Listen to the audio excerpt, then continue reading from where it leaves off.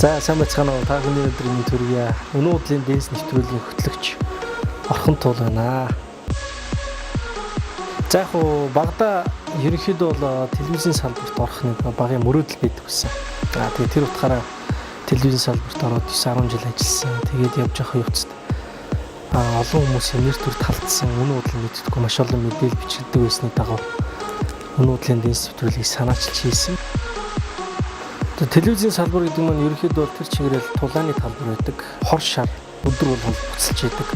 Нэг хүнд доромжлуулахад тэр хүнийг доромжлох гэхээсээ илүү намайг хурцлсан болов уу гэж би ойлгодог. Тэр одоо хор шар маань өдний хүртэл одоо намайг авч явж байгаа гэдэгт бол би ер нь бол санал нийлэгдээ. Залуу хүн өөрийн гэсэн хүсэл мөрөөдөлтэй зорилготой тэр зорилгын төлөө юунаас ч айж хамтрахгүйгээр яг зорьсон зорилгын төлөө тууштай тэмцэх тэр мөрөөдлийн цаана юу байгааг олж харах, давааны цаана маш том аз жаргал байдаг гэдгийг олж харах. Өнөөдөр ядарсан ч гэсэн маргааш даваад гарах энийгээ зогсох өдөр нь байдаг учраас тэрний төлөө тэмцэх хэрэгтэй болов уу гэж боддیں۔ Тэгэхээр залуу хүн бол хэзээ шантарч болохгүй мөрөөдлийнхөө төлөө тууштай зүтгээсэй л гэж би боддог доо.